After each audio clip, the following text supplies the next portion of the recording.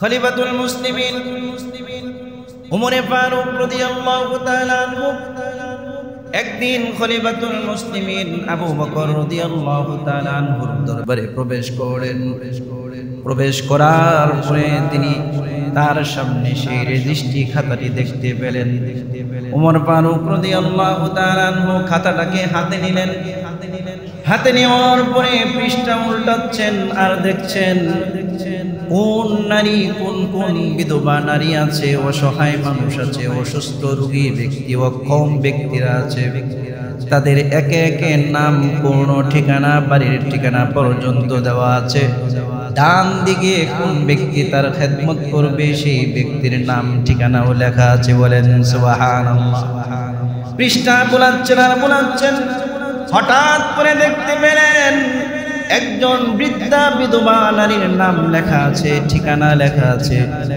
ডান পাশে যে ব্যক্তি খেদমত করবেন ওই খাদেমের নাম লেখা নাই। উমরে ফারুক রাদিয়াল্লাহু তাআলা খাতাটাকে রেখে দিলেন আর মনে মনে ভাবলেন, এই তো সুবর্ণ সুযোগ হয়েছে, আমি এই বৃদ্ধা অসহায় নারীর খেদমত আমি নিজেই করব। বলেন সুবহানাল্লাহ। উমরে ফারুক রাদিয়াল্লাহু তাআলা আনহু সেই ঠিকানা অনুপাতে পরের দিন সেই বৃদ্ধা নারীর বাসার মধ্যে যখন গিয়ে দরজার মধ্যে খটখটাইলেন, সালাম দিলেন, ভিতর থেকে সালামের উত্তর আসলো। বলা হলো, আপনি কে? বলছে, আমি আপনার খাদেম হিসাবে এসেছি, আপনার যে সমস্ত কাজ আছে এই কাজগুলো আমি করব। সাথে সাথে ওই বৃদ্ধা নারী ভিতর থেকে বলছে, তুমি যে খেদমতের জন্য আসছো এই খেদমত তো আরো অনেক আগে এক ব্যক্তি করে চলে গেছে। বলেন সুবহানাল্লাহ। উমরে ফারুক রাদিয়াল্লাহু তাআলা আশ্চর্য হয়ে গেলেন। কি বলেন? আমি তো ফজরের পরে প্রথম আসলাম, আর কে খেদমত করে চলে গেল? তিনি দ্বিতীয় দিন তাহাজ্জুদের নামাজ পড়ে চলে আসলেন। তাহাজ্জুদের নামাজ পড়ে ফজরের আগে আবার যখন খটখটাইলেন, সালাম দিলেন, ভিতর থেকে সালামের আওয়াজ আসলো। আসার পরে জিজ্ঞাসা করলেন, কে তুমি? বলছে, আমি আপনার খেদমত করতে আসছি, আপনার কাজগুলো কি কি আমাকে বলুন। সাথে সাথে বৃদ্ধা নারী উত্তর দিল, তুমি আসার আগে একজন ব্যক্তি আমার খেদমত সমস্ত কাজগুলো করে চলে গেছে। বলেন সুবহানাল্লাহ। উমরে ফারুক রাদিয়াল্লাহু তাআলা আশ্চর্য হয়ে গেলেন। গতকালকে ফজরের পরে আসলাম, কাউকে পেলাম না, আজকে তাহাজ্জুদের নামাজ পড়ে আসলাম, এর আগেও খেদমত করে চলে গেছে ব্যক্তিটাকে, যেভাবে হোক আমাকে দেখতেই হবে। পরের দিন এশারের নামাজ পড়ে তিনি সেই বৃদ্ধা নারীর বাসার আশপাশে রাস্তার মধ্যে তিনি বসে রইলেন। যখন দেখলেন গোটা মদিনার সমস্ত মানুষগুলোর ঘরের সমস্ত লাইটগুলো বন্ধ হয়ে গেছে, মানুষগুলো ঘুমের মধ্যে চলে গেছে, ওরা একদম নীরবতা ছেয়ে গিয়েছে, তখন অতি সন্তর্পণে একজন ব্যক্তি হাঁটি হাঁটি পা করে সামনের দিকে বৃদ্ধার বাড়ির দিকে আসছে। বলেন সুবহানাল্লাহ। উমরে ফারুক রাদিয়াল্লাহু তাআলা আনহুর কণ্ঠ ছিল মোটা। সাথে সাথেই বললেন, মান আনতা? তুমি কে? ওই ব্যক্তির মুখ থেকে উত্তর আসলো, আনা আবু বকর, আমি হচ্ছি খলিফাতুল মুসলিমিন আবু বকর রাদিয়াল্লাহু তাআলা আনহু। বলেন সুবহানাল্লাহ। সাথে সাথেই উমরে ফারুক রাদিয়াল্লাহু তাআলা আনহু বললেন, হে ভাই আবু বকর, আপনি কি বৃদ্ধার নারীর খেদমত করছেন নাকি? তার সমস্ত কাজগুলো কি আপনি করছেন? আবু বকর রাদিয়াল্লাহু তাআলা আনহু বললেন, আমি খলিফা হওয়ার পরের দিন থেকে এই নারীর আমি খেদমত করে যাচ্ছি। বলেন সুবহানাল্লাহ। উমরে ফারুক রাদিয়াল্লাহু তাআলা আনহু দেখলেন আবু বকর রাদিয়াল্লাহু তাআলা আনহুর পায়ের মধ্যে জুতা নাই। জিজ্ঞাসা করেন, আবু বকর, আপনার পা খালি কেন? আপনার পায়ের মধ্যে জুতা নাই কেন? বলছে, ওমর, গোটা মদিনার মানুষ ঘুমাচ্ছে, আমি যদি পায়ের মধ্যে জুতা দিয়ে হাঁটি তাহলে আমার জুতার শব্দে হয়তো আল্লাহর কোনো বান্দার ঘুম ভেঙে যাবে, মানুষ কষ্ট পাবে, এই জন্য আমি খালি পায়ে মদিনার গলি গলি দিয়ে হাঁটতেছি। বলেন সুবহানাল্লাহ। এটা ছিল আবু বকর, এটা ছিল সাহাবায়ে কেরামের আমল। আর আমাদের অবস্থা হচ্ছে কি, একটা ছোটখাটো নাচ গানের যদি অনুষ্ঠান হয়, ডিস্ক বাজিয়ে পুরো এলাকা আমরা গরম করে ফেলি। কোন ব্যক্তির ঘুমের ডিস্টার্ব হইল আর কোন ব্যক্তি অসুস্থ হইল, এইগুলো দেখার আমাদের টাইম থাকে না। কথা কোন ঠিক না বেঠি? সামান্য যদি একটা অনুষ্ঠান হয়, মুসলমানি কাটাকাটির অনুষ্ঠান, এটার মধ্যেও গায়ে হলুদের অনুষ্ঠানে 1 সপ্তাহ পর্যন্ত ডিস্ক বাজে। কাকে কি বলবেন? আমি বাড়িওয়ালা, আমি মসজিদ কমিটির একজন, আমাকে কে কি বলবে? আমার পোলা করবে। কিন্তু আপনি যেই হন, গোটা এলাকার মানুষ যদি এক হয়, তাহলে আপনি যত বড় শক্তিশালী হন, আপনাকে থামানো কোনো ব্যাপার। কথা কন ঠিক না বেঠি? কিন্তু এক হওয়া কঠিন, এক হওয়া কঠিন। কিভাবে হবে? আমার ছেলের গায়ের হলুদে, আমার মেয়ের গায়ের হলুদে বিয়ের অনুষ্ঠানে ডিস্ক বাজছে। এখন আমি কেমনে বলবো অন্যকে যে তুমি ডিস্ক বাজাইও না? কথা কন ঠিক না বেঠি? আমাদের সমাজে বহু মানুষ এমন আছে, অন্যকে কষ্ট দিতে বিন্দু পরিমাণ কোনো দ্বিধাবোধ করে না। কথা কন ঠিক না বেঠি? আবু বকর রাদিয়াল্লাহু তাআলা খলিফাতুল মুসলিমিন, ভাবতে পারেন সামান্য একজন আপনার যদি দলীয় বা তৎকালীন সরকারের সামান্য একটা পাতি নেতা হলে, এই পাতি নেতার রাস্তায় জমিনের মধ্যে পা থাকে না, ও আকাশে উড়ে। কথা কন ঠিক না বেঠি? তাহলে একজন খলিফাতুল মুসলিমিন, প্রধানমন্ত্রী আরবের, এই প্রধানমন্ত্রী আরেকজনের বাসায় যাচ্ছে, তার ঘরের আশপাশে ঝাড়ু দিচ্ছে, কূপ থেকে পানি উঠিয়ে সেই বৃদ্ধা নারীর বাসায় পৌঁছে দিচ্ছে। সেই বৃদ্ধা নারীও জানে না এই ব্যক্তি কে, এই ব্যক্তির পরিচয় কি, এবং পৃথিবীর কোনো মানুষও জানে না এই বৃদ্ধার খেদমত কে করছে। বলেন সুবহানাল্লাহ।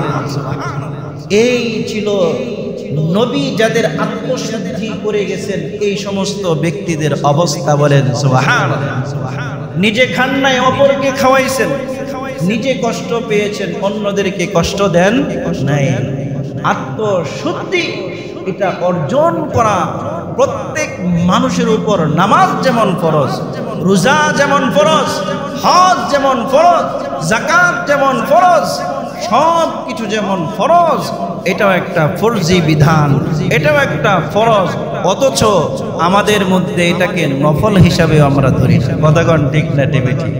অনেকেই জানে না আত্মশুদ্ধি আবার কি, আত্মশুদ্ধিটা আবার কি। দেখেন, আমি আগেই ভূমিকায় বলেছিলাম, আমাদের যে দেহ আছে এটা মাটির তৈরি। কথা বলেন, মাটির তৈরি। বলতে পারেন হুজুর কি বলেন, মাটির তৈরি কেমনে হয়? হ্যাঁ, মাটির তৈরি। আদম আলাইহিস সালাম ছিলেন পুরাপুরি মাটির তৈরি। তার বডিতে 40 মণ মাটি ব্যবহার করা হয়েছে। পৃথিবীর বিভিন্ন প্রান্ত থেকে মাটি নেওয়া হয়েছে। এই জন্য আদম সন্তান কালো হয়, এই জন্য আদম সন্তান সুন্দর হয়, এই জন্য আদম সন্তান সাদা ধবধবে হয়, এই জন্য আদম সন্তান লাল হয়, এই জন্য আদম সন্তান বেটে হয়, এই জন্য আদম সন্তান লম্বা হয়, এই জন্য আদম সন্তানের এক এক ধরনের স্বভাব, এক এক ধরনের মেজাজ এক এক রকম হয়। এক মায়ের 5 সন্তান, 5 জনের মেজাজ 5 ধরনের। কথা কোন ঠিক নেবে? ঠিক। এত ভিন্নতা কেন? মাটির ভিন্নতা। কোথায় আসলো মাটির ভিন্নতা? আপনার বাপরে আল্লাহ পাক যে বানাইছে ভিন্ন ভিন্ন মাটি দিয়ে, ভিন্ন ভিন্ন এলাকার মেজাজের মাটি দিয়ে যেহেতু আমাদের বাবাকে বানিয়েছে, সেই বাবার গুণাবলী আদম সন্তানদের ভিতরে রয়ে গেছে। বলেন সুবহানাল্লাহ। এখন আসেন, এই যে মাটি দিয়ে যে বানাইছে, আমাদেরকে কখন মাটি দিয়েছে? হাদিসের মধ্যে এসেছে, যখন আল্লাহ পাক আমাদেরকে নুতফা, যেটাকে বলা হয় শুক্রাণু কীট, শুক্রাণু কীট কি এটা আপনারা বুঝবেন। সেটা হচ্ছে আমাদের যে বীর্য আছে, আমরা অনেকেই বলি আল্লাহ পাক আমাদেরকে 1 ফোঁটা নাপাক পানি থেকে বানাইছে। কথা কোন ঠিক না বেটি? আসলে মূলত 1 ফোঁটা নয়, 1 ফোঁটার ক্ষুদ্রাংশ, 1 ফোঁটা ক্ষুদ্রাংশ। 1 ফোঁটার মধ্যে মেডিকেল সায়েন্স প্রমাণ করেছে 4 থেকে 40 কোটি শুক্রাণু কীট থাকে। বলেন সুবহানাল্লাহ। কত থেকে? 4 থেকে 40 কোটি শুক্রাণু কীট থাকে, মেডিকেল সায়েন্স প্রমাণ করেছে। এবং যারা আপনার বিভিন্ন ল্যাবে কাজ করে তারা সেটা অনুবীক্ষণ যন্ত্র দিয়ে দেখতে পায় যে একটি ফুটায় আল্লাহ পাক অনেক অসংখ্য অগণিত শুক্রাণু কীট রেখেছেন। এই অসংখ্য অগণিত শুক্রাণু কীটের মধ্য থেকে একটি শুক্রাণু কীট আপনি, একটি শুক্রাণু কীট আমি, একটি শুক্রাণু কীট প্রত্যেকটা মানুষ। বলেন সুবহানাল্লাহ। এই শুক্রাণু কীটটা যখন মায়ের রেহেমে যায়, এটা যখন 40 দিন পর রক্তপিণ্ডে পরিণত হয়, আবার 40 দিন পর গোশতের টুকরায় পরিণত হয়, তখন আবার 40 দিন পর আল্লাহ পাক একজন আর্কিটেক্ট, ইঞ্জিনিয়ার, ফেরেশতা পাঠিয়ে দেন। আল্লাহ পাক বলেন এই ব্যক্তির বডি স্ট্রাকচার তৈরি করো। বডি স্ট্রাকচার তৈরি হয়, আল্লাহ পাক তাকে এক ধরনের ম্যানুয়াল দিয়ে দেন। এই লিস্ট আছে, নাকটা কেমন হবে, মোটা হবে না চিকন হবে, চোখগুলো বড় হবে না ছোট হবে, কান কি দুইটা সমান থাকবে নাকি একটা ছোট বড় হবে, মাথাটা কেমন হবে, লম্বা নাকি গোল হবে, হাত পা কেমন হবে, আঙ্গুলগুলো কেমন হবে, লম্বা হবে না সেটা খাটো হবে, ব্যক্তির বডি কত লম্বা হবে, কি হবে না হবে, সব কিছুর একটা বডি স্ট্রাকচার দিয়ে একজন আর্কিটেক্ট, ইঞ্জিনিয়ার ডিজাইন দিয়ে পাঠিয়ে দেয়। এই ডিজাইন অনুপাতে ডিজাইন নিয়ে যখন মায়ের রেহেমে আসে, আল্লাহ পাক বলেন এখন এই ব্যক্তির বডি কঙ্কালের উপর দিয়ে গোশতের একটা চাদর পরিয়ে দাও। বলেন সুবহানাল্লাহ। গোশত দিয়ে লেপ দেওয়া হয়, তারপর আল্লাহ পাক করেন এখন চামড়া দিয়ে গোটা গোশতটাকে ঢেকে দাও, এমন ভাবে ঢেকে দাও যে যদি 10 জন ব্যক্তিও চামড়া ধরে টানে তারপরেও যেন গোশত থেকে চামড়া পৃথক না হয়। বলেন সুবহানাল্লাহ। তারপর আল্লাহ পাক বলেন এখন এই চামড়ার উপর দিয়ে ছোট্ট ছোট্ট পশম দিয়ে দাও। এই পশমগুলো দিয়ে চামড়ার রক্ষণাবেক্ষণ এবং চামড়ার সৌন্দর্য আল্লাহ পাক বৃদ্ধি করে দেন। বলেন সুবহানাল্লাহ।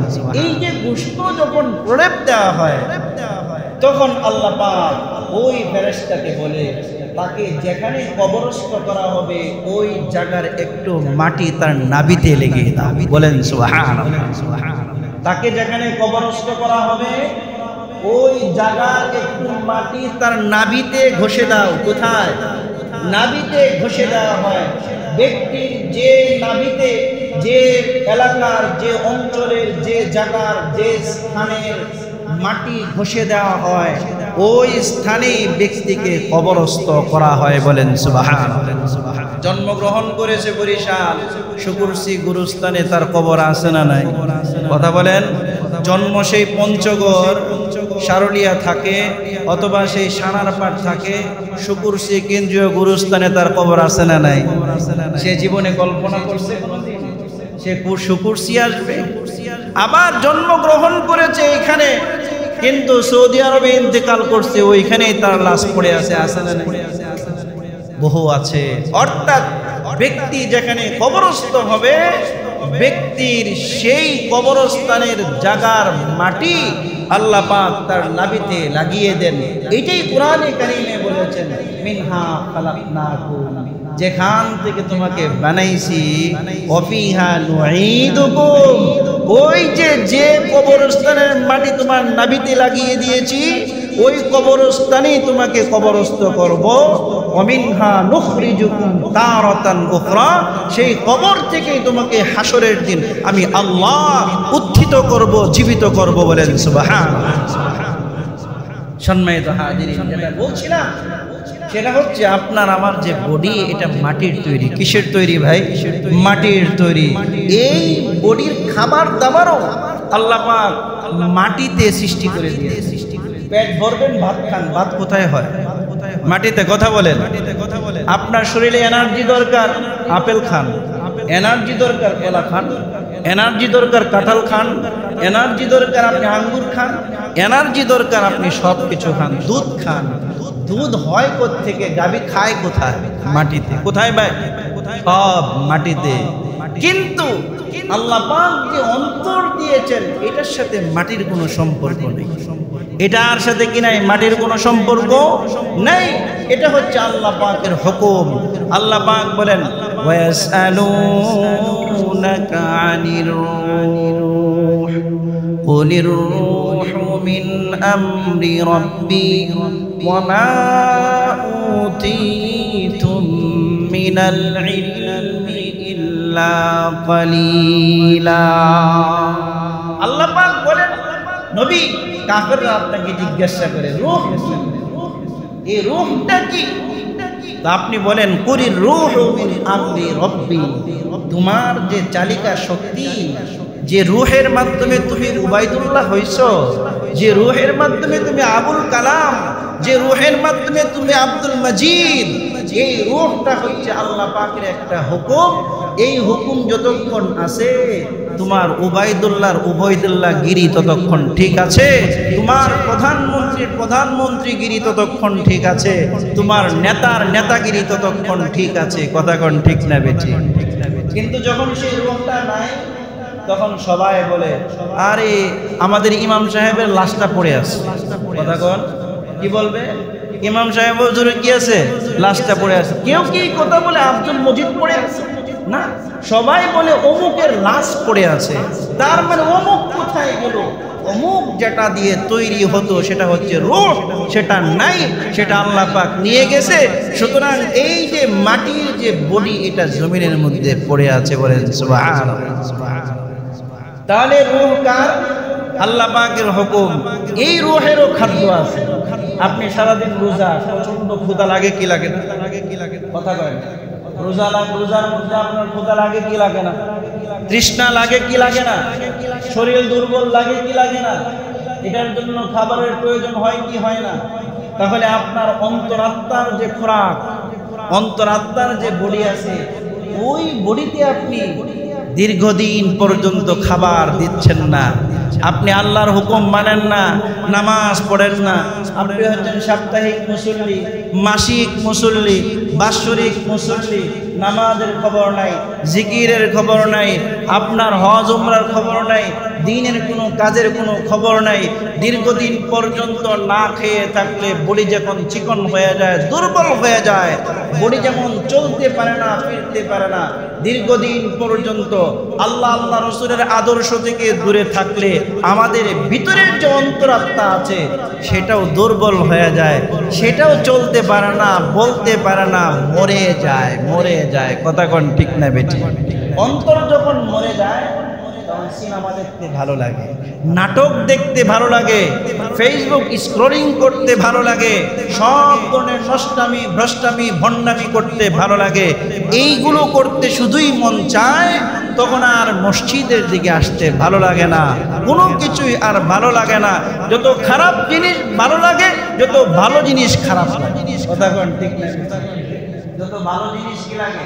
খারাপ লাগে, আর যত খারাপ জিনিস তত ভালো লাগে। প্রমাণ হচ্ছে অন্তর মরে গেছে। অন্তর কি মরে গেছে? এই অন্তর যখন জিন্দা হবে, আত্মশুদ্ধি হবে, তখন এই ব্যক্তির খারাপ জিনিস ভালো লাগবে না। ওই ব্যক্তি একটা গুনাহ করবে, সাথে সাথেই মনে হবে তার উপর এক ধরনের বড় পাহাড় চেপে বসেছে। বলেন সুবহানাল্লাহ। হাদিস শরীফের মধ্যে এসেছে যে মুমিন বান্দা যখন কোনো গুনাহ করে, তখন ব্যক্তির মনে হয় যে বিশাল বড় পাহাড় মনে হয় তার কাঁধের উপর চেপে বসেছে, পাহাড়টা মনে হয় তার উপর পড়ে গেছে। আর বদ্দার ব্যক্তি যখন গুনাহ করে, তখন সে এটাকে মাছির পাখা পরিমাণ মূল্যায়ন করে না, মাছির পাখার পরিমাণও সে কি করে না? মূল্যায়ন করে না। এর পিছনে কারণ হচ্ছে আত্মশুদ্ধি নাই। কি নাই? আত্মশুদ্ধি নাই। আল্লাহ পাক বলেন, কাদ আফলাহা, সফল, এই ব্যক্তি সফল, ফিদ দুনিয়া ওয়াল আখিরাহ। কে? মান যাক্কাহা, যে ব্যক্তি তার অন্তরকে পরিশুদ্ধ করেছে। বলেন সুবহানাল্লাহ। ওয়া কাদ খাবা ওয়া খাসিরা ওয়া দাসিরা, ব্যক্তি ধ্বংস হয়ে গেছে, ক্ষতিগ্রস্ত হয়ে গেছে, বরবাদ হয়ে গেছে, শেষ হয়ে গেছে। কে? মান দাসাহা, যে ব্যক্তি তার অন্তরকে কলুষিত করেছে, অন্তরটাকে পরিশুদ্ধ করে নাই, অন্তরকে পরিশুদ্ধ করতে চেষ্টাও করে নাই, এই ব্যক্তি খাবা খাসিরা দাসিরা, এ দুনিয়াতেও ধ্বংস আখিরাতেও ধ্বংস। বলেন নাউজুবিল্লাহ। আত্মশুদ্ধির প্রয়োজন আছে না নাই? কথা বলেন আছে না নাই? আত্মশুদ্ধি যার নাই ওই ব্যক্তির দুনিয়া এবং আখিরাত ধ্বংস। আত্মশুদ্ধি যার আছে এই ব্যক্তির দুনিয়া এবং আখিরাতে সফল। বলেন সুবহানাল্লাহ।